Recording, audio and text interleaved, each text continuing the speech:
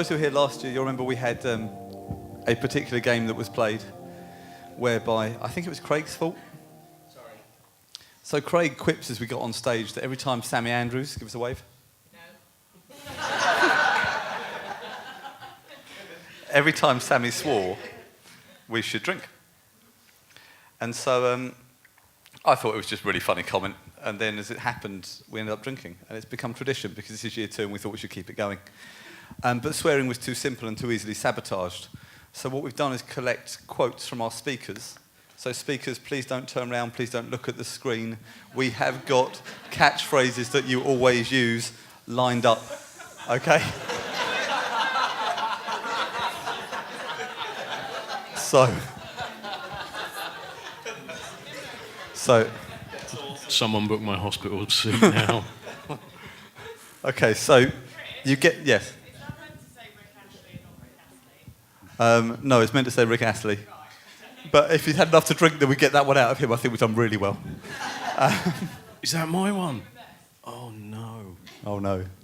So you got to watch out for that as we go on. So we've given one away already. Oh well. Right. So the plan of this panel, as well as having a bit of a laugh to end the day, is to talk about the future of the music industry. You might have noticed I've been on stage a lot, so I've not prepared particularly for the moderation slot here. So if you've got questions as we go, please dive in. If you've got kind of things you want to say as well, I'm going to say short contributions from the floor, so a short comment, or if you've got a question, keen to hear from everybody. One of the things we like about this event is hopefully it's not us kind of lecturing at you, that it's kind of a bit more two-way, and I think the drinks prove that, I think the networking proves that it's a bit more level. One thing I must say, Tim Ferroni will kill me. A lot of people have said, can we catch up for coffee with me? I'm so sorry, I've been running everywhere. Anyone who we haven't had a chance to chat with, very happy to have coffee. I feel like you guys have taken a big chance coming to a conference that I'm running. You probably didn't realize how big a chance looking at the drinks and the game that's being played. But very happy to meet anyone who's been here. Definitely give an hour to come and catch up. So sorry that I've just been everywhere. My apologies. Hopefully you've had fun anyway. Right, the future of the music industry. Karma. Live music. That was the question. No, live music. So big revenue streams in live are currently primary ticketing, at the event spend, and sponsorship. Yeah. Do you see them all continuing to grow? Yeah, and which definitely. one's going to grow fastest? There are other sort of revenue streams in there as well that I think aren't highlighted so much, in that, for example, a lot of the time when you're going on tour, we'll talk to the labels, and obviously an album will be coming out before the tour happens, but after announcement of the tour. What we can push through ticket sales is album sales as well, or album pre-sales, and that counts for the first week of sales, so it helps artists get to #1 as well. So that's another revenue stream there, and obviously there's the obvious point of merchandise, which gets sold at shows. Merchandise is a big revenue stream for bands as well. I think that's kind of like, yeah, partnerships, merchandise, album sales, ticket sales. And do you think sponsorship's going to go up in the next few years, or do you think we're probably at a level now where it's at the right level, it doesn't need much more? No, I think it's going to go up in the next few years, but that would mean sort of more communication between us as promoters and the venues as well. And also the agreement there that the artist and their management team are comfortable with the sorts of sponsorships that we would tie into it. And that sponsorship from the promoter's point of view rather than the venue sponsorships, like, I don't know, a big telco brand and a giant tent? No, from like a promoter's point of view, because obviously a lot of the big venues that we deal with already have sponsorship in place. For example, the O2, I think. Never heard of them. Here somewhere. Which is, massive sponsorship, and I don't know if it's been announced yet. I'm sorry, Emily, if you're sitting here, but I think they just the renewal. Okay, well they've just agreed to another 10 years, is it? The O2 sponsoring it again. So yeah, well done. Congratulations. Claire, future recorded music industry in 3 sentences. That's really loud. Number 4 is really loud. I hope it will be way more of a holistic approach, which is what we're trying to do at Convenient, which is the music industry is so siloed, it's just insane. So I'm in the lucky position that sometimes we promote and represent the artist for the record and for the promotion side. And then I'm like, hey, we're bringing out an album and we're going on tour. How about we put that money together and create one really cool ad that talks about both of the stuff? Which makes obvious sense, especially now that you have video ads and carousel ads. And then if you try to speak to people where I don't own both sides, they're like, no, what if the record label's like, what if my advertising money went and made people click to buy a ticket? And I'm like, if someone buys a ticket, they'll probably listen to the music, just hypothetically. And then it's the other way. It's like, no, but what if I'm boosting like the album sale? Oh, wait, hold on. If people are listening to your music, they'll probably come to the gig. And it's just crazy that I haven't found that many people who are open-minded to go, hey, let's work together, even though that's not how we usually do it. Like promoters and record labels don't have that much of a dialogue. And I just think this whole like silo, everyone is so paranoid about everybody else trying to get them out, like trying to steal their job or trying to like screw them over. It's like, well guys, fans just think about music as an entire experience. They don't think about all of the stuff, and they also don't think about this artist versus this other artist. So when anyone in the music industry gives a user experience, like a bad user experience, then all of us suffer because we don't think, oh, this record label is very good at doing a user experience and this one isn't. So if we just all work together and we all just try to let fans have a really, really nice user experience and made it super easy for them, then hopefully that's the future. Sold, panel over, done. Well said. I was going to say that Ranty Claire is the best Claire. I really like it when you get on. Only Claire. Yeah, so you have one mode at the minute, just full bore ranting. Go on, girl. Sammy, one of the big things I took out of the gaming panel was that the music industry needs to cheer up a little bit. A bit more optimistic, a bit more kind of, I mean, that was a fair summation, right? There was some opportunities that weren't seen as exciting opportunities. That these changes that we're seeing with technology, kind of, the reaction is, it doesn't suit where I'm at now, as opposed to where I could be going. Yeah, I think, yeah. I'm scared of saying anything related to what I do, because I think it might be up there. No, you're Just okay. checking. No, Right, you're cool. okay. All right, okay. I think, coming from kind of obviously, VR has been a big theme throughout this event, and it's been really, really nice to see, obviously because it's what I do. But I think that there is an opportunity to build in some really fun and exciting technology. You've got to be brave with it, I understand that. But again, I will always, it's what I do with people I speak to all the time, but you have to be able to use technology in the right way. If you're going to bring two different completely worlds together, VR and music, it has to be for the right reason. I'm not going to sit here and try and sell you that you have to use VR because everyone else is using VR. I don't believe in that at all. It has to be for a solution, and I think that's the most important thing. Kind of hope that. Yeah, no, absolutely. So Yeah. tech for technology's sake, Yeah. don't do that. Don't do that. When you've No, got a compelling proposition. Exactly. Cool. Darren, which acts have you worked with recently to have #1 hits in the UK?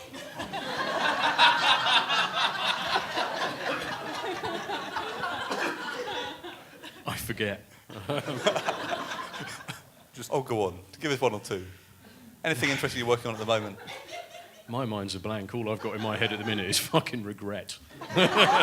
What, Shame and self-loathing. What were you drinking last night? I drank all of the drinks. Which is your favourite? So we started with the beers downstairs with Sammy. Then we went and had drinks upstairs with Sammy and various other people. Then we went to the whiskey bar where we had gins all round.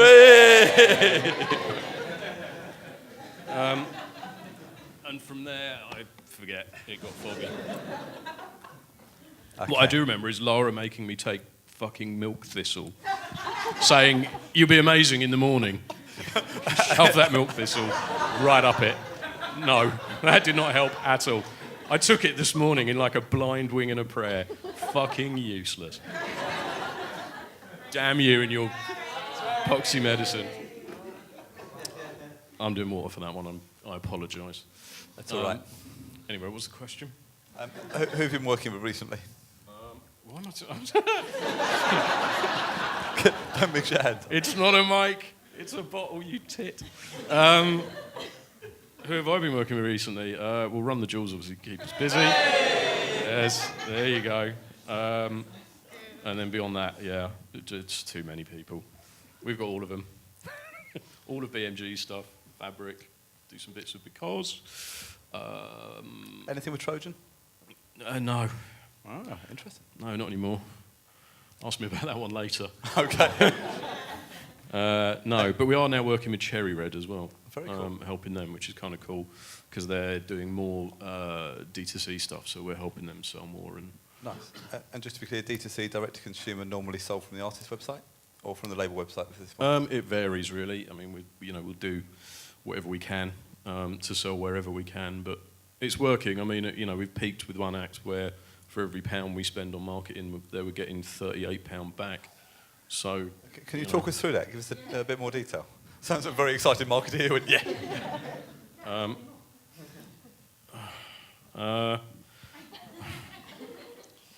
Yeah, I'd rather have that conversation a different day. No, I mean, we just use very targeted marketing. We collect a lot of data. We keep a very sort of 3D view of where fans are in the cycle. And we double down on them to sell them things that they want to buy. So, yeah, using things like Facebook pixels and what have you, you can chase them. But now with ads, you can also find them and retarget them and everything else. What kind of pixels, Darren? Big pixels.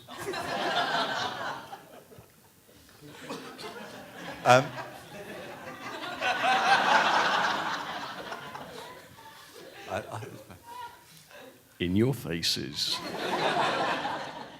Sylvia. Yes. From the recorded music side, what do you see happening? Do you see more joining up and live recorded like Claire was describing? I would like to see that. I mean, it's from the recorded side, it's something that I think we have been trying to do for several years. I mean, over a decade, we were trying to reach out to promoters to do exactly what Karma was talking about, which was to do sort of album pre-release upsells when the tour dates went live. And what we were always finding was that whether it was the artist management or whether it was the promoters or whatever, people weren't wanting to kind of just join up and do an integrated campaign. And it was so ridiculous because on the recorded side, we'd have a database of the fans. On the ticketing side, they'd have a database of the fans and other people that would go to similar concerts. And it would just felt like a no-brainer. So, yeah, let's do exactly what Claire was talking about and actually look at it from the fans' perspective rather than from our individual silo perspective. Because at the end of the day, if you can capture their imagination with a particular artist that they're into, don't think that they're going to be thinking, oh, well, yes, I've got to buy my merchandise from over there and the disc from over there and the tickets over here. And they want to have that all integrated. So hopefully, yes, that will happen because I think it will be for the benefit of the recorded music side as well, and incredibly important as things continue to shift to different consumption models like streaming as well, where all bets are off really in terms of being able to predict how people are going to consume music over the next 5 or 10 years. I think anyone's an idiot if they think that they know exactly where it's going and which formats and which consumption types. For me, the only thing you can predict about the music industry is its unpredictability, and be open to the fact that, vinyl might be the main format in 15 years' time, but streaming might have gone down the toilet. I mean, genuinely, we don't know. So be open to where the market's going and where consumers are telling us they want it to go. Don't try and force our view of where they should be consuming and how onto them. It's the other way around. For me, anyway. Absolutely, and one of the things that came from the gaming panel is you've got to work out what it is people want to do. Yeah, and the industry's been really, really bad at trying to force their own proposition onto fans. When CD came out and CDs were kind of literally shiny and new and small and blah, blah, blah, the industry forced the death of vinyl to a large extent. It forced the death of cassette because it was all about this shiny new thing. And then downloads came along and the industry was trying to force the death of CD because download was a lot easier. And now look at what's happening. Vinyl's come back, downloads are dropping, streaming is God, And cassettes have made a tiny little comeback. I mean, God knows, we could have 78 cartridge. I mean, it's just, at the end of the day, don't try and force the agenda. Listen to the consumers and watch those patterns and use all this rich data that we're getting now, and actually pay attention rather than thinking that you know it all, because we don't. I'm like in the sunbed spot. You have got the bright light seat. Michael Deacon? Can we do anything about the sun in Claire's eyes? Was Michael tanning? It looked like Michael was just Michael, sunbathing. have you not worked out? Oh, solution! Have you not worked out Solution how to at hand. control the weather yet? I mean, you have the storm to train for. No, it's fine. It's fine. It's totally fine. So, Michael, after yesterday's feedback of "Can you please fix the weather?" I'm disappointed in you. I'm just saying. Can I Never just happened. say, Michael, can I we're just loving say the one sun. thing about the future of the music industry? I hope it looks like this. I hope it looks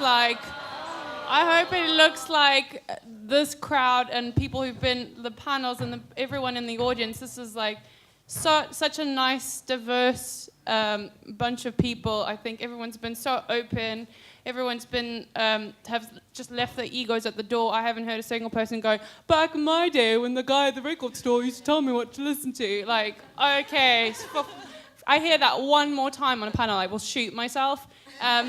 So I hope it looks like this, and I think everyone in the room is feeling the same thing, which is this is such a nice atmosphere, and can we please just have more of this and stop being so competitive and just work together and learn from each other and realize we're not competing against each other. Hear, hear. That's all to your credit, just so we're clear. That you guys turned up, you left your egos at the door, you chatted to everybody, you got on with everybody. Good job. Cheers. Cheers. Thanks, Chris.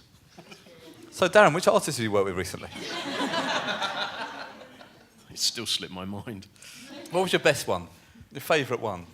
Broke from nowhere, possibly on Infectious Records, maybe re-releasing soon. Nothing related to Sutton United. No, still escapes me. Was But control I did see on something Instagram earlier they were getting sponsored haircuts. They're getting sponsored haircuts. Yeah, they were getting haircuts on Instagram at a barber's that they were shouting out. So that's Sponsored hashtag haircuts. social media. Well done. There we go.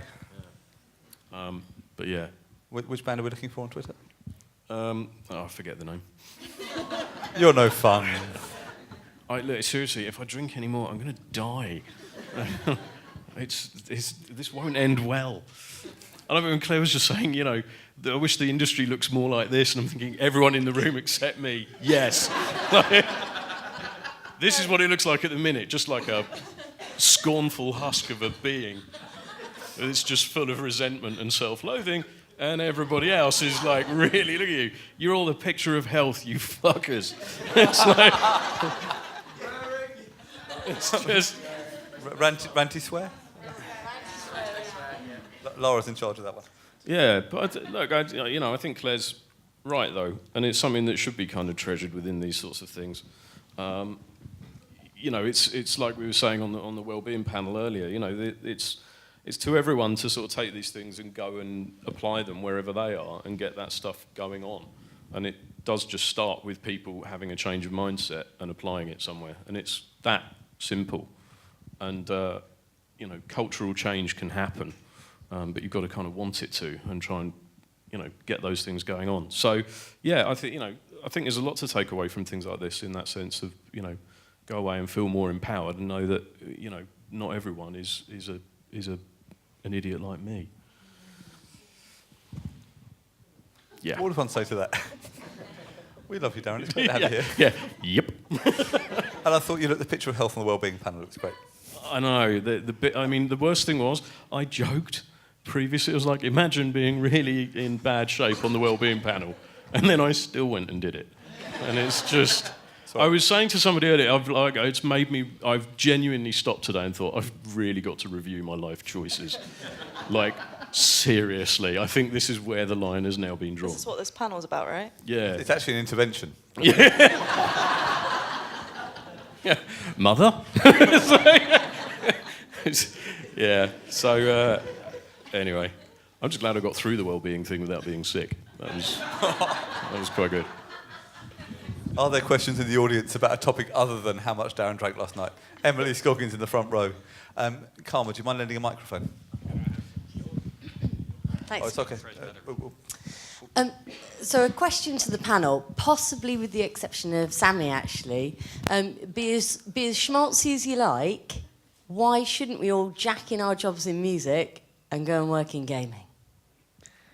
Because there seems to be a lot of good things to go and work in gaming. It's a funny thing, like, as an agency, we have more clients now that are outside of music.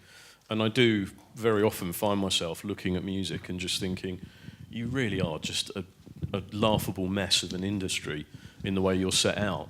You know, it's just so unbelievably complicated. And it's exactly like Claire and Sylvia were saying just now, with just these sort of ludicrous fiefdoms that everyone protects. And it's so comical when you go beyond that. Like, we have a headphone brand that we work with, and marketing them is pretty much like, these are good headphones. Do you like the headphones? Then buy the headphones. And that's it. And then, whereas with music, you're sat there and it's kind of like, well, I didn't like the first single, and then we're trying to work in it. And, you know, exactly as Claire said, you know, I had that recently where we emailed the live promoter going, can we, like, pair up? And they were just like, no. And it shut the whole thing down so completely that you were like, all right, well, thanks. You know, and it's just really odd. So, yeah, definitely, I think when you go outside of music, you can't help but look back on it and just think that the ridiculousness of it is very much amplified because it's, you know, you once you go beyond it, and it just feels so much simpler that it's tough not to sort of look back bitterly at the way the music industry is set out. It's actually not what I thought you were going to say. It's really going to say, but it's still wonderful. So you stole my thunder to a slight extent. No, I mean, what I was going to jump in and say is that, yeah, I suppose if you were thinking about it logically, there are several other industries that are probably more joined up and better at marketing or better at understanding their customers' needs, etc., etc. But for some people, I think working in the music industry or working with music isn't a choice. I mean, that's the thing. At the end of the day, what's going to get you out of bed in the morning, and even when you're having a really shit day or a really shit several days or several weeks, right here. You are still working with the thing that lights your fire and has that passion. And this is going to sound really schmaltzy, but you know, that whole cliche about do what you love and love what you do. And I know, because I've tried doing other things that I was intellectually interested in and which I love to a degree, but none of them come anywhere close to loving working in music. So I'm kind of thinking I'm stuck with it, whether I like it or not. I definitely agree with that. I mean, there's no way that I could go to 5 gigs a week without absolutely loving my job. You know, you start work at 9 or 8 a.m., finish at 6 or 7, go straight out to a gig, drink, repeat every day. But also, I don't think there's you know, for anyone who went to the gaming panel, it was so interesting, and there are definitely some ways that we can work with gaming. Definitely on the live side of things, it's something interesting that I want to sort of tap into. We've been looking at as a promoter, and from the marketing side as well. I'm not sure if it was you, but the girl from Twitch mentioned that there are ways of sort of marketing via sort of like video marketing, and the response rate through that was a lot higher than you'd imagine. I think I'm struggling. I'm so struggling, sorry. I'm very hungover. Health and well-being, I say again. Just a reference point, you were in the bar with me last night, weren't you? I took that milk thistle as well. You lied, Lara. Yeah, exactly.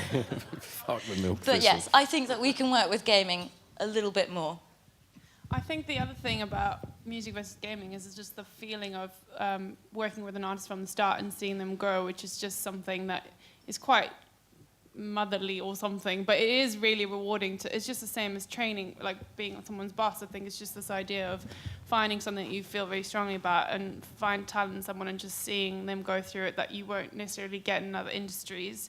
And the other thing I have to say is, as much of a mess as this industry is, does mean there are so many opportunities that if you are open-minded and kind of have your own way of doing things, there's so many ways.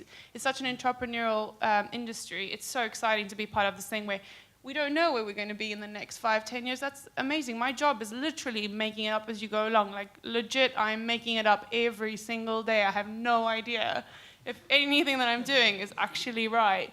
but that's amazing. Like, it's so cool. And it's that people take me seriously going, oh, I think this makes sense. And people are like, that's cool, you're doing that. And that's somehow rewarded is pretty, I think that's really satisfying. And for me, we need more of that.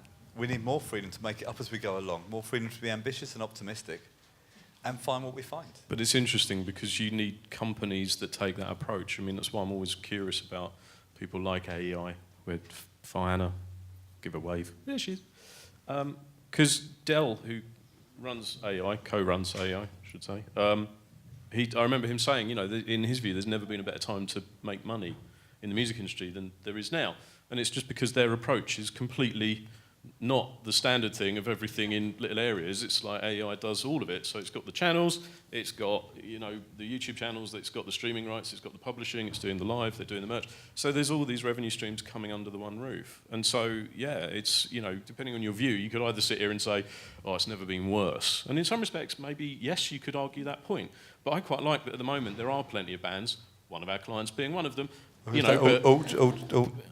forget. No, not them actually, the other one, Mike and Elle. But yeah, with any of those bands where they're like very, very self-empowered and, all of it, they're self-releasing, they run everything themselves, it just means that you can be highly dynamic and you can make money and show that you've made money, which is great, because like in music marketing, it's a bit of a nightmare if we're honest in that. You run ads and people go, what happened? And you're like, well, the clicks were cheap. Beyond that, did someone listen? Don't actually know, but we've all universally accepted that sort of we'll look at that metric and agree that that means something good happened. But go beyond that with different businesses and different approaches, and there's no end of ways to do awesome stuff, and that's why I love. You see all these out there, but these are the kind of clients that we try and gravitate towards now, because you feel like you can really get your teeth into it and really make something happen. Audience question at the back. Is there a microphone? Kerry, well played, thank you. Please cut that from the video. Hi there. I was in a meeting the other day at my company, and a guy was explaining that he worked in a Nordic label, and he was working on a computer and an algorithm that was going to create the perfect track based on user data. And he was talking about this in front of a lot of old school A&R people, and they were all just shaking their heads and I was like, this guy's not going to have a job by the end of the week. And then I asked him about it afterwards, and I said, I challenged him a little bit, and I thought, that's a bit odd. And he said, excuse me, do we want to be a user-focused industry or an artist-focused industry? And I wonder what the panel thinks. Are they mutually exclusive? That's a great question. May I swing first? You go first. I am going to have to jump in, clearly. And then you can go better. For me, I think we don't... So music fundamentally, from a data point of view, is fascinating, because I can say, she's got a great tone to her voice, and you don't know what I mean till you hear it. When you hear it, you don't even know if I use the right word, and the same word as you would use to describe the same thing. So from a data collection point of view, it's really interesting getting to what it is that makes the user tick on a comparable basis across people. Because actually what I hear and what you hear may differ. What the words I use to describe what I've heard that may be different to what you heard differs. And how I then communicate that to you, you can end up worlds apart just because there is no kind of lexicon for that conversation. When it comes to looking at what people like, I think we've got a dual dynamic. So I don't think we understand enough yet of what people like. And I think from the approach described there, if what you're saying is, what the gentleman in the Nordics is saying is, let's listen to what people like, let's find the commonality within it, and come up with a basis for coming up with amazing music, and understanding exactly what it is that resonates with an audience. I think it's a fantastic start point. Which is exactly what they're doing in VR right now. Sorry, we gave away your microphone, didn't we? Yeah, we got it. All right. From the artist point of view, however, I think there is a risk of driving looking in the rearview mirror, because I think if you always rely on historic data to tell you what should happen next, you very quickly get into always getting what you always got. If I look at what Spotify do with recommendations, particularly kind of Discover Weekly, you would easily have had... The most easy recommendation to make is whatever's number one in the charts, because everyone has got that in common. The fact they've gone further down to find those better connections further down the food chain is really interesting. The risk is if you go with only the kind of the top commonalities, you end up with the one thing everyone listens to but actually isn't what everybody loves. And I think the risk is if you go data-driven exclusively, that you don't find those surprise and delight moments. You don't get that wow. You get the, oh, I like this. And you almost end up with music that is familiar and therefore enjoyed immediately. And that's the other thing to say about data analytics in music. Sorry, while I'm on my high horse. Familiarity breeds appreciation. The first time you listen to a song, you are less likely to like it than the third, fourth, fifth time you hear it, which is really important in understanding how you do radio testing, that kind of thing. And so familiarity can be really, really, really helpful in hooking a song in. But if you're reliant on data at that point to tell you what people want, you might not take that bold decision, take that bold step, and go with something completely left field that in the future will set the expectation. Which dovetails really nicely into a point that I was going Thank to make, goodness. thankfully. Having actually studied music psychology as part of my music studies, what you were touching on in terms of familiarity, there is a curve for familiarity with music, and Chris talked about the beginning of that curve, which is absolutely right. You will like something more once you have heard it a number of times, an optimum number of times, and then the curve goes down the other way. And the thing about familiarity curve going down is that whole, oh gosh, I've heard this 1,000 times already, and I'm going to move on to something else. If you're using a computer algorithm to create music that is the ultimate in terms of being familiar to people and what they've already liked, what's going to happen to that familiarity curve is that you're going to start at a point and drop off a cliff every single time, because everything will end up sounding like everything else that people already know. And as Chris was pointing out, what actually makes music perfect is the stuff that you can't necessarily factor into an algorithm. It's the, oh my God, where did that chord sequence come from? Where did that sound come from? My God, what have they done with that lyric? And that, for me, can only ever come from human beings. And it's also the human beings that are the people that are listening to the output of music as well. So remember, you know, we're not robots, we're not computers, and I don't know that music can genuinely be written by an algorithm in a computer. And anyone who works in the music industry knows no matter how great your song is, that's not the end game, is it? You can have the most amazing music that's going to do nothing to reaching an audience. And so most of it is really emotional. It's just like so much of it is down to marketing. Perfect song from a robot, like what does a live gig looks like? Like, you know, it's just this absolutely no fandom involved in that. So I think it will play a part in helping us create stuff, just like people were writing off EDM or whatever it might be because it wasn't playing an instrument. So of course it's going to come into creating more music, but there'll always be an artist involved because that's what we're all here for. It's the emotional stuff, and without it, you have no audience. Fantastic question. Thank you, Sam. Are there more questions in the audience? Don't be put off by the high calibre of the last one. Thanks, Prince. I have a question. It's nowhere near as good, really. So I'm an industry outsider, so it might be a really obvious answer, and I'm thick. Coming back to the idea of like there being this fractured industry where promoters and labels aren't working with each other and they're not keen on collaboration. Do you think there's room for a company to emerge that's like an end-to-end solution? Like someone that might have loads and loads of money coming in that does all of it? What, communicates? Yeah, does that whole like wordy thing, but together. I mean, there's always room for more companies, but at the same time, there doesn't need to be like another. There's a much easier solution, which is we just need to communicate.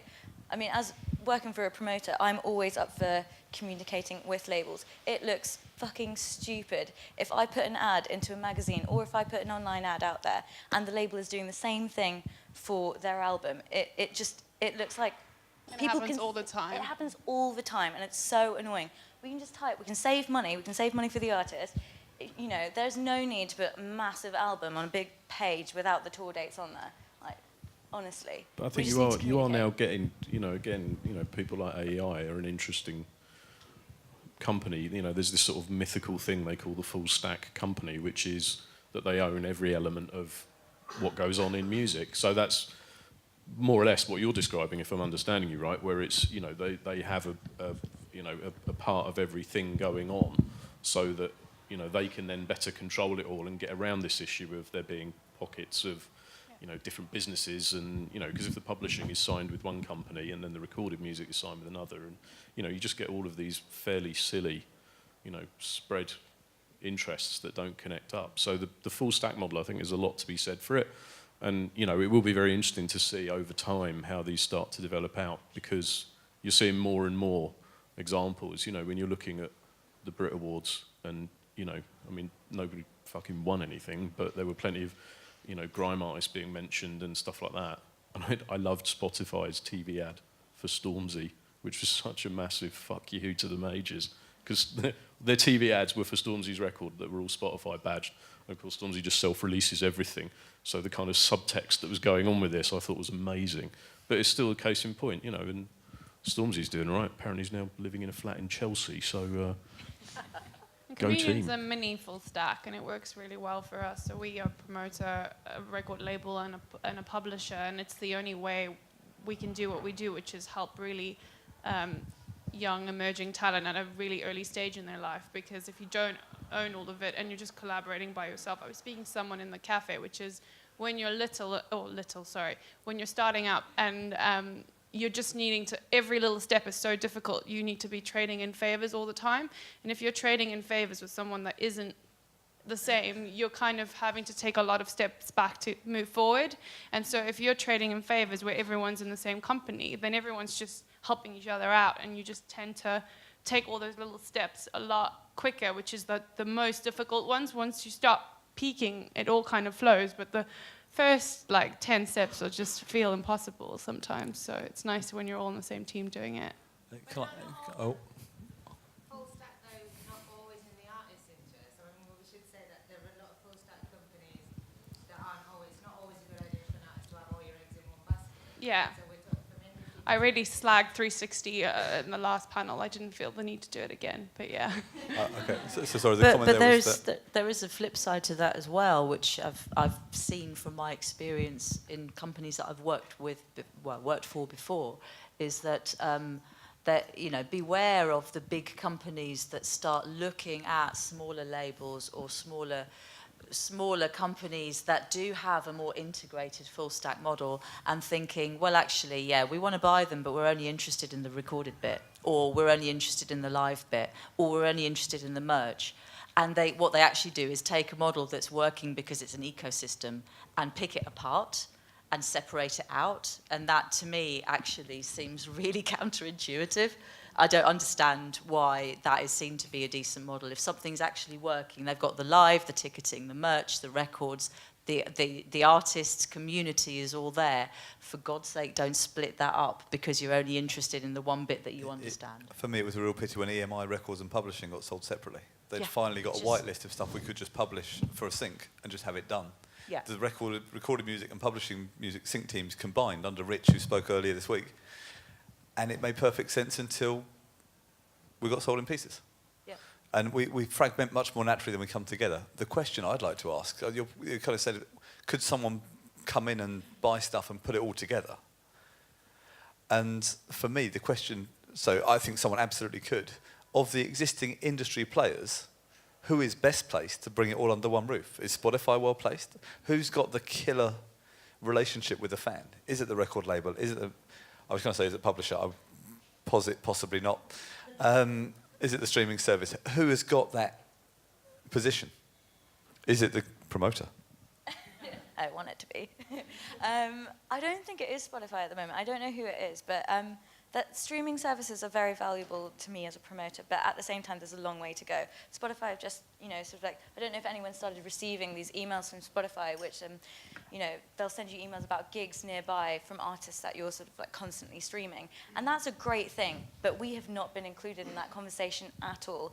And Spotify have a separate agreement with Ticketmaster, who are lovely. We allocate to them as well, but there is the issue of, if, for example, allocating tickets to different ticket agents is a complicated sort of business in And is itself. everyone familiar with how that works? Do you want the 3-second crash course? That essentially the venue probably has a preferred ticketing supplier who get, let's call it, half the tickets. Yeah. The promoter has preferred suppliers who call it half the tickets. But they might have more than one, so your tickets sit in different places.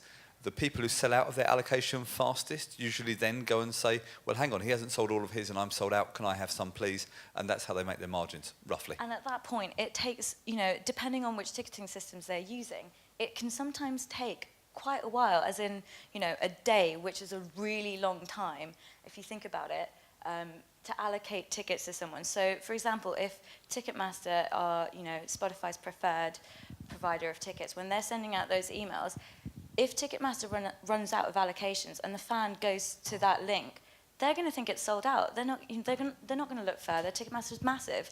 It's sort of like the main ticketing agency. Whereas Stargreen may be sat on... Yeah, Stargreen might be sat on loads of tickets. The venue might be sat on loads of tickets. C tickets, Amazon tickets.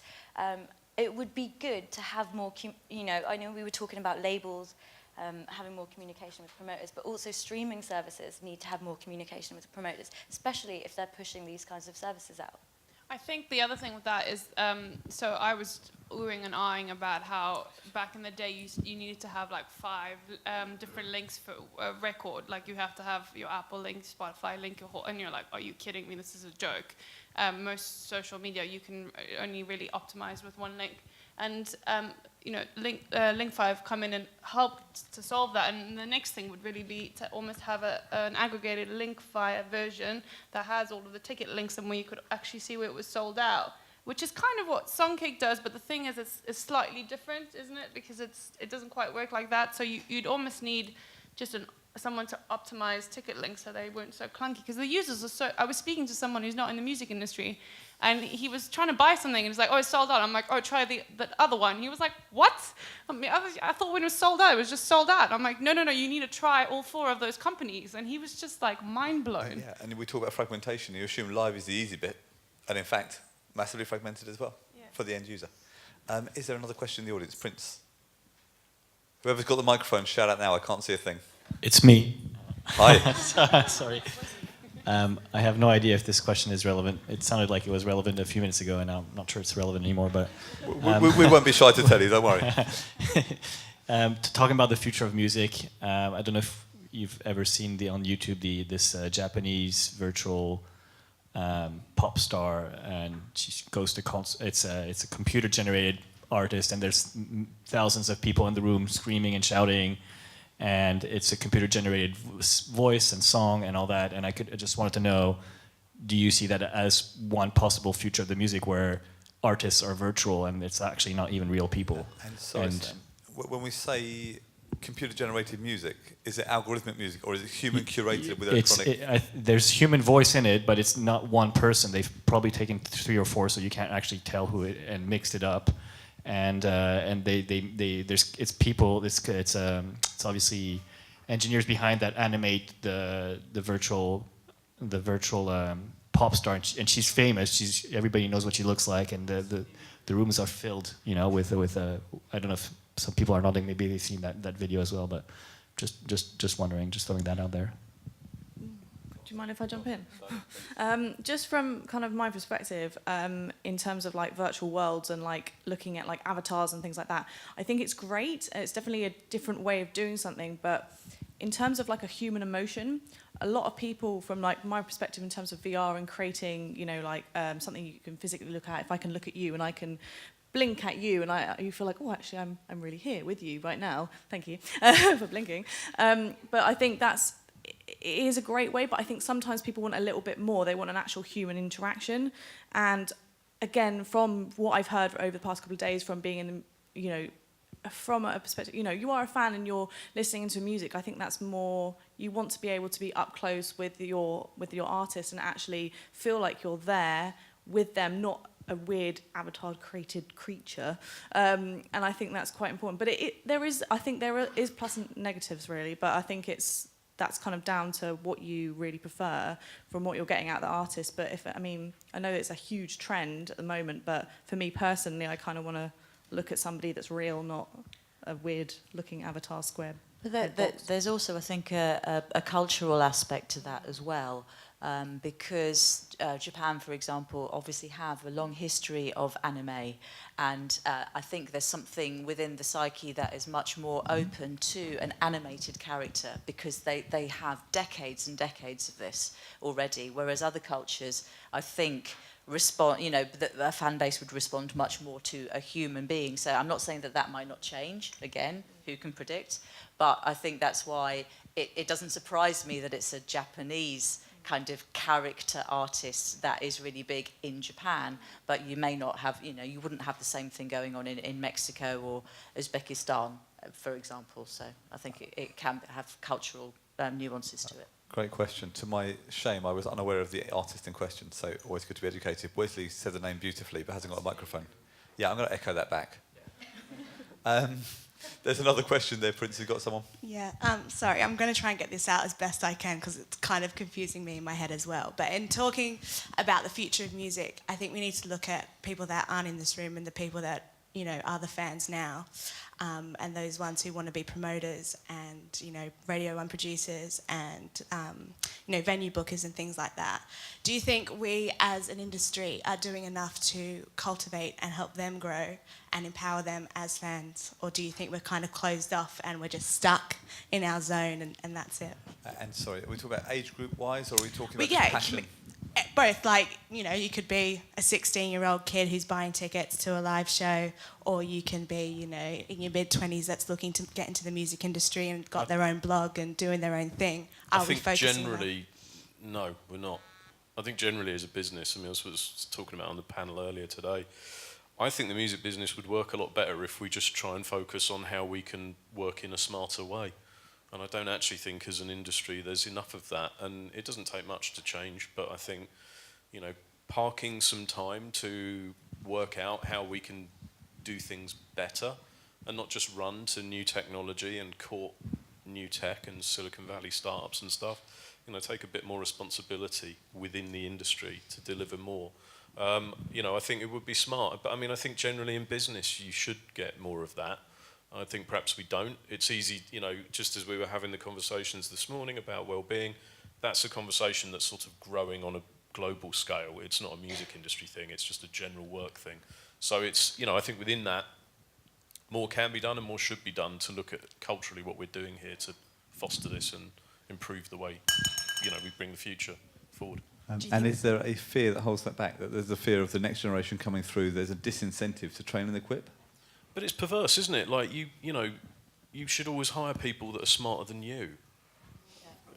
You know, and but yeah, it's, you know, so it's you've got to get over that thing of, like, you know, feeling like you're going to be intimidated if you hire someone who's smarter than you. You know, and it's a tricky thing to pull off, but I think you have to find people that will also inspire you and who give you ideas and things like that.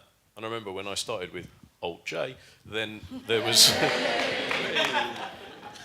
give you that one, but it was the same thing. I remember Corda saying, well, I hired you because I haven't got a clue about digital, and, you know, and he was very tapped into the fact, like, he didn't know about it, so that's why he hired me to look after it. And I think knowing what you don't know is good, and it's that thing again where you should seek out the people that do know and embrace it and nurture that, and you're not going to get undermined for that. You know, you get credited for it because you're putting together the best possible results.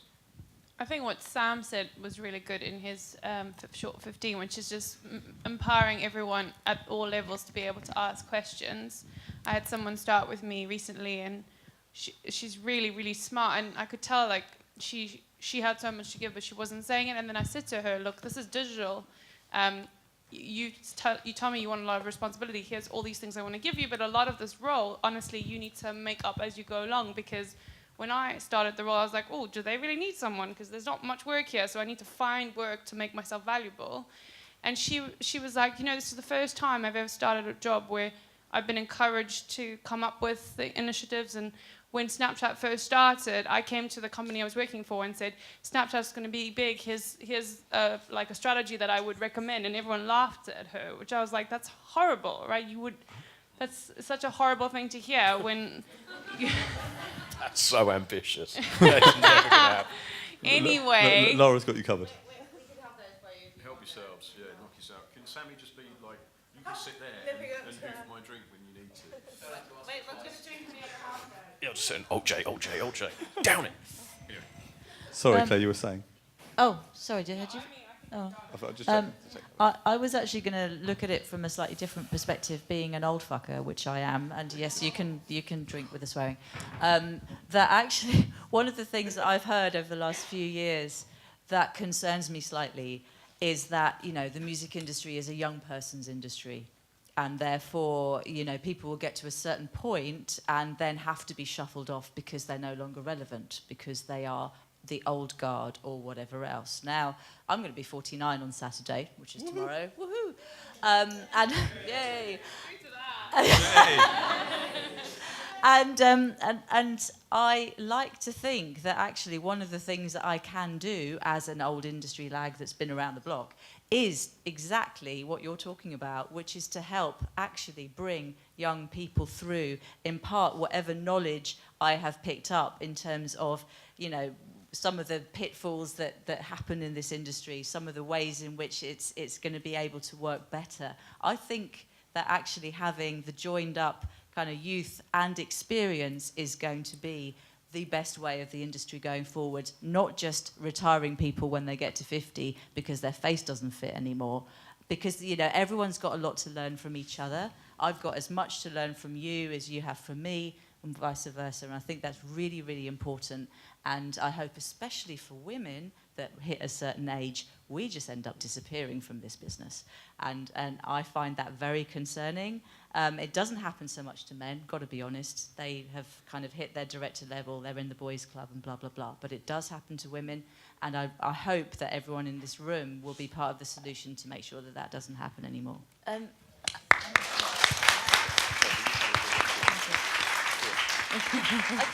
I don't know if there's any students out there or anyone sort of like interested in... hello, I met you guys last night. I was really drunk. I remember, though, that's the point. Sammy Andrews has just launched a new initiative, and it's actually really good. It's a diversity initiative, and it offers mentorship as well. God, I can't speak anymore. So if anyone is interested in that, we are starting to move towards that sort of like training and passing on our knowledge. You know, you're only as good as like the people that you work with or the staff members that you train up. They're the reflection of how good you are at your job. So if anyone is interested in getting mentorship or learning how to speak on panels, or anything like that, come speak to Sammy Andrews, who's right there, or any of these guys. They'll introduce you to her. I'd like to know from an outsider's perspective, in terms of from the gaming side, what is the situation with diversity within the music industry? Just as a kind of quick, like for me, because obviously from... Is it fucked? For those who didn't hear that, it's absolutely fucked. It's absolutely fucked. No, it's fine, because obviously coming from gaming, and especially from VR as well, I have to do a lot of the whole kind of pushing forwards and being an advocate, and I love being an advocate because I love the industry and I have a passion for it, but it's nice to be able to understand from other industries as well that it is an issue and that you're doing amazing things to help push and grow. And like I said previously, I think we all have a responsibility to each be able to learn and share knowledge. I think that's the most important thing across the board. Like every single industry should be able to do that. We've recently been working with the BBC in terms of the VR bits and bobs that they're doing. They're doing some great things. But there's so many people working specifically in the BBC that are so excited about bringing on younger people across diversities as well, so that they can learn, and so at least they're having the opportunities. But go. But yeah, anyway, but that's what I was going to say. Thank you. And so to turn it back, how would you describe the situation in gaming at the moment? Is it massively male-dominated, as the cliche would suggest, with the audience and those in the industry? I can see Julia. Okay, I come a little bit more from the VR world, so it's a weird one. So gaming, yeah, it has the stigma of it mainly being men gaming, and I get that. But I think with things like Twitch and people being able to have the opportunity to have a platform, there are so many amazing women out there and across diversity groups actually having the opportunity to talk about games. And like we talked yesterday on the panel, I don't think we should be putting people in boxes at all. And in terms of the VR thing, we are struggling. We'll get there. It's just there's a lot of kind of, okay, when I get asked to do talks about VR, it's mainly like, oh, hey, you're a woman in VR, right? And I'm like, yeah. So you won't mind just coming and being like on the panel or coming and talking about women in VR? And I go, well, actually, I'd rather come and talk about VR because it's what I do as a living, not because I'm just one gender. So it really bugs me. It grinds my gears. But but we are, as a collective of women in the VR industry, there is about, 20-ish, 30 women in the UK that specifically work in VR that I know that are trying their hardest to go out and, actually push. But most of the time it is just about sharing knowledge and sharing the right information about who's doing what, where can I find the job opportunities, where can I go and just have a coffee with somebody. I think that's the most important thing, and I see that a lot across gaming, and it's great to be able to go to like events or like Insomnia, for example, which I love going to. I don't feel like I'm an outcast at all because I don't play so many games or I'm just doing VR. I actually feel like I'm welcomed completely. So like for the past couple of days myself, I don't have that much knowledge on the music world, but I felt completely welcomed by everyone that I've come across. So I think it's just that kind of finding the right kind of balance, I think. Go. Yeah. Julie, we'll wait for Mike. We'll get. I know. Julia, go. Thanks. Yeah, gaming's changed really dramatically over the past few years. From the journalism side, when I first started, there was literally 4 of us. And we would cling together like limpets on a rock in a storm because it was just a sea of dudes, like all the time. And so that's changed dramatically. And I think obviously speaking up and being vocal makes a big difference in inviting women to come and join in. The other thing that's been a huge change as well is the way the indie gaming scene has grown. So we're starting to see this resurgence of, bedroom programmers effectively, like we used to see in the 80s. And that has meant that a lot more women have been able to make games, winning BAFTAs for their games and their music and their scores and all of these different jobs that are there. So there has been a huge, huge change. There is still a lot of dudes, let's be honest, but that is changing and it is shifting. And I think moving away from kind of these big AAA titles where they still kind of pitch to this idea of what, crisp-covered, pant-wearing gamer, they're starting to see that they can have female lead characters in the games. Sony's just about to release Horizon Zero Dawn, which has a lead female character, this is an unusual thing, sad to say, but, they can see that they can make money out of it, so they're going to change what they've been doing. But yeah, there is that kind of push. I mean, in the UK, we actually have a reverse of the global trend in terms of male to female. We have 52% female, 48% male, and that's reversed globally. I mean, this is including everything, like tablet games, mobile games, etc., etc. So there's a huge amount of women there who... Sorry, audience or staff? Sorry. Players. Beg your pardon, didn't explain that well. So we are kind of, in the UK certainly, there are a lot of women who are up for gaming, who want to engage, who want to play. And yet again, I do think it's that thing of breaking down those barriers, of kind of being an advocate, and I fiercely am advocating for more women, and just inviting women to come in and show that it's cool, it's fun, like we want to be here. If I post up pictures, sometimes like on Instagram, I'm like, look how awesome our jobs are. Come on, more women, come and join with us. And it always has like a really nice high level of engagement. It's kind of making the industry seem less scary, because it is quite scary and it does seem quite dude heavy. The amount of times I've had to walk into a room where it's literally just I'm the only woman, and it's hard enough being short as it is having to walk into a room going, hi, I'm important, but I think I've always said, like, being an advocate is great. If you are the only woman in the room, don't think of it as a negative thing. It's an incredible opportunity.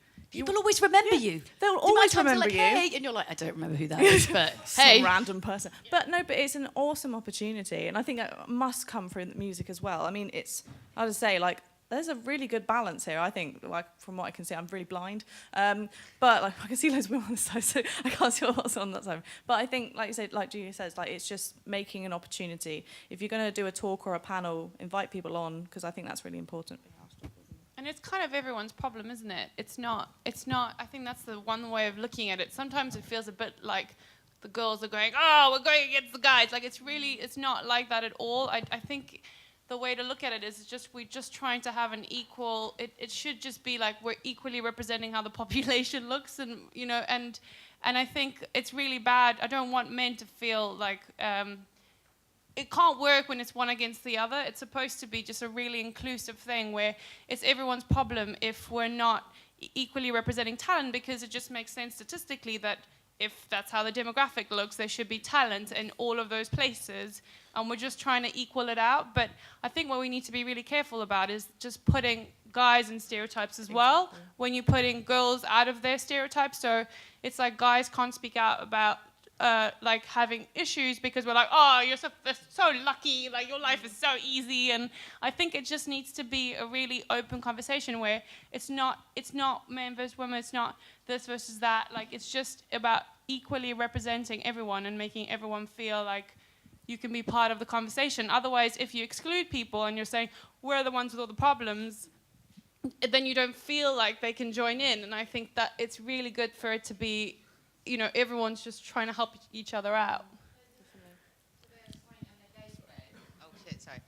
To the point on the database, so this thing called Let's Be the Change, inviting women to sign up to get mentorship, speak on panels and conferences and media, to come and find women to speak on panels. And in 4 weeks, we've had over 1,000 women internationally in the music industry sign up, which is fucking mental and absolutely brilliant. But more interestingly, to your point on including guys, it's very much it's such a simple concept to start a list. But interestingly, I have more emails from guys than women supporting the idea, offering to help mentor. And that's kind of the point of trying to achieve that, is it has to be integrated. And we've also heard from a load of major conferences. So Chris and the team here are actually one of the most diverse, gender diverse conferences that are around. Like, I am usually the only woman. And run by like 3 white guys, basically. Exactly. Yeah. A bit middle class with that. Sorry. One of the other things to remember about the industry as well, I don't know if this is working, but it's not just about gender diversity. We've got to think about the fact that the industry from the outside still looks a little bit too white, well, a lot too white, and a lot too middle class, I would suggest. And I think that we need to work harder at making sure that the demographic is represented, and that demographic includes people from ethnic minorities, but also people from lower income. That's not a minority, that's actually a majority. But the way that things have tended to go in the past, especially with unpaid internships, is the only people that you can attract for unpaid internships are the people that can afford to work for free. And you are not going to be able to get people from the streets, people from the working classes, people from a really broad, diverse sector who have got talent, if you're expecting people to come in for slave labour, because you're only going to get the people that live with their parents or who have a trust fund or any of that kind of stuff. So we really need to work at that as an industry, I think. Here. So, it's drinking time. It is 6:15. We were due to finish 15 minutes ago. I was, for once, not doing my OCD timekeeping thing. Is there one last killer question? And has someone got a microphone? No pressure on the last question. James Fleury, if you take it, you better nail it, I'm just saying. Because you know I've seen you, I know I've seen you. There's a lot of pressure on this, just saying. Concise question, my friend? Prince, you got a mic for him? Go on. So we talked a lot about new technology and new methods. Things come full circle as well. So we've had guerrilla marketing, which you talked about, that had a lull when kind of online came through, and now it's having a resurgence with agencies like Diabolical, who've worked with like Skepta and Bon Iver and Neo. We've had vinyl, that's come full circle as well. What thing from the past in music do you think might help influence the future, whether it's a trend, approach, a product type, etc.? So what trend was from the past? Superb question, by the way. My that friends was can a question. superb, nailed that. What trend from the past would you like to see come back around? Darren, in the meantime, which band had a #1 before Blink? Oh, shit. Before Rick Astley. You blew it. I didn't do much on the Blink 182 campaign. So. We put our name to it because that's what you do in agencies. You go, yeah, we worked on that one. And it's like, we did some work on it, we didn't do all the work. Yeah, I don't know, James, is the answer from my side. I think it's a really difficult one. I mean, personally, as an old man, I find myself looking at the death of subcultures as being a bit, like, it sometimes feels like when I was a kid, you were very much like, you know, we'll have the goths over here, we'll have the punks over there, put the mods in that corner, and there was this like very nice thing. And it's interesting, like you were saying in your presentation, it's like everything's coming together now and people accept stuff. You know, so you can have like grime at the proms or whatever, you know, these sorts of things that might appear, but there's a bit of, look, that was just a notional idea. All I'm saying is if they do it, can they pay me? Can I say it was my idea? Anyway, but no, I mean, you know, it is a good thing, but equally there's a bit of me just finds it can sort of blend to a slightly sort of beige thing, and I want that thing back of just like, you know, people having things and standing up for it. Also, more angry women. I was listening to a band called Silverfish the other day. Well, yeah, Claire's like single-handedly. But no, I was like listening to a band called Silverfish the other day who had the most terrifying lead singer called Leslie Rankin, she frightened me, which is why I had like a bit of a crush on her, because she's just terrifying. But they had a song where the main chorus was something like hips, lips, tits, power. And like this was their main chorus, and it was like the whole thing around Riot Girl and everything else. And I found myself looking about, and it's like, it's all a bit nice. And it's like, we need the anger back. There's and nothing those wrong things with to being drive nice, that though. No, I know, but sometimes you just want someone to stand up and be like, you know what, fuck off.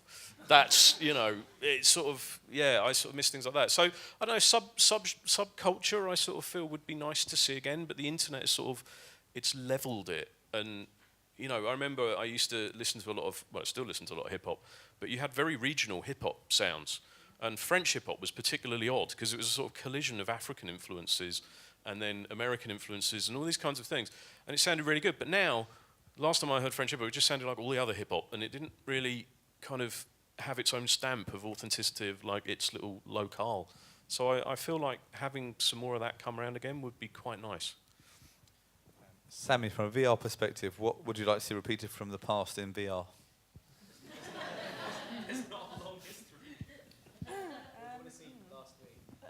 Last week. Oh God. That's not really. No. Feel free to opt out if you prefer. I just want you to feel. You know. Come back to me. Come back to you. It's a short period. What would you like to see from history repeating? Or tell you what, let's broaden it. If you need to, or what cultural change would you like to see, repeated or other? Let's go that way. I think maybe digital's like distracted people a little bit, where the whole point of digital is like creating connection with people, and sometimes we just get really lost in it and we forget what the whole thing is about. So many ways, like so many people see it as like this machine that you're churning, and people are just doing things automatically and doing the same thing you've been doing, same way you've been doing it, and I think we just got really distracted with how cool it is that you can put something out and so many people can see it in one instant. And we forgot to really think about the value of what that thing actually is. And when we were doing less of it, I think potentially we were thinking more about what we were doing because we weren't churning out so much. And I just wish that people were thinking a lot more about, I bet you everyone in this room has been involved in something going out on the internet, which you know as a user you would have never liked to see or engage in any type of way. Like you're doing stuff, it's like it's so amazing that people act on the one side, you're like working on the artist side, and you're just like, oh, we just need to create content, we just got to get this thing out, and then you know that you've all also users of this platform and you're all music fans, and if you also know that if you were on the other side of that, you'd be like, this is shit. Like, I am definitely, this is like, whoo, just slide down and you don't react to it. And I just wish that people spent more time thinking about quality versus quantity. Perfect. Quality, not quantity. Sold. The one thing that that used to be a thing that I'd like to see being a thing again is, you know, when I was growing up and getting into music, I would get into a band, I would listen to their music incessantly, I would learn every lyric and every song, and then I would go and see them live, and I would pay attention start to finish. When they were playing, I would keep my mouth shut and I would be lost in their music. And one of the things that I'm finding increasingly difficult, maybe it's because I'm getting old and crotchety, is going to gigs where people have spent 50, 60 quid on a gig ticket and they're using the gig as a backdrop to the conversation they're having with their mates. They're spending their time taking selfies of themselves with the band in the background as a badge of, hey, look where I am, as opposed to engaging in the music. And I think that just keeping that connection between the music that people are streaming or buying or however, and then that relationship with the music in the live arena, I would love to see that come back to what it used to be, because it feels now that people are using gigs as a kind of throwaway. It's like a replacement for going to the pub of an evening and chatting, and it pisses everybody else off that actually wants to listen to the music, for starters. And it's disrespecting the artist who are putting their heart and soul into a performance, and it just feels a bit fake and a bit shallow. But I'm an old lady, so what do I know? Well, okay, so here. Okay, so we got quality, we got authenticity, and actually engaging with a depth. Karma, what you got for us? No pressure. I miss opening up an album, like a CD album, and looking at, you know, like the sleeve, looking at lyrics in there, looking at who's produced everything, you know, who the artist was that worked on the album artwork. I really miss that, and I don't know if, you know, a CD is going to come back. You know, there is like an issue with vinyl in that, you know, the more you play your vinyl, like the needle kind of like wears it down a bit. You know, you lose some sound quality there. Whereas with like CDs, you know, you don't kind of lose that sound quality unless, you know, it's scratched and you can't get it fixed by Game. You know, they have those like little CD cleaners that they use. But yeah, I want to see more like album artwork. I want to see more sleeves. I know they're trying to solve it with like lyric videos, which I've got to say I'm not like the most fond of. But yeah, I want that to come back. Maybe in vinyl, maybe somehow. Yeah. Emily really likes that idea. Super fans. Okay, so I guess for me, I would like to see a return to local. That I think for live music, a local scene is missing, that a supportive scene as people emerge. And I think there's a real opportunity for it. I think indulge me 30 seconds, the big macroeconomic picture is interesting, the political landscape is interesting.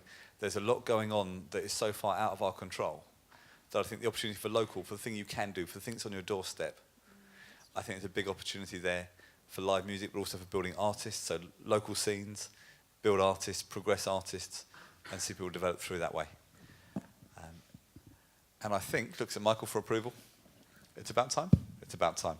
We are probably 25 minutes, maybe even 30 minutes overdue on closing this down. Good luck. Thank you very much indeed for being here. I guess if I put my FastForward founder hat back on, it is so much fun just to see you all. I am flattered by the remarks that we do a good job. I take that to heart. I like it. We work hard. I say we work hard. Where's Michael gone?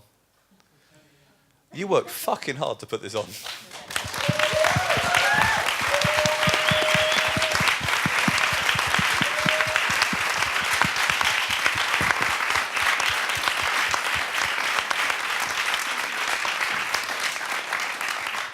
To the staff team, guys, thank you very much indeed. Kerry, Dan and co.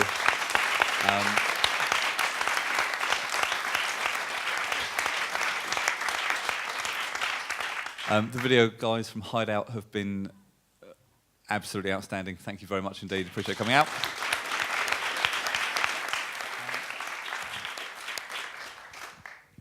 Apparently there's a hashtag. There's a hashtag. I'm getting there. Whoa. Completely unprompted to our sponsors, thanks. No, seriously, our sponsors have been amazing. I'm going to risk forgetting them if I don't turn around and do them in order. Media Insight Consulting is my lot. That's basically Michael's time. Thanks, buddy. 7 Digital, PPL, MQA, AIM, Earpiece, and Help Musicians UK. Thank you very much for your support. It's all very much appreciated.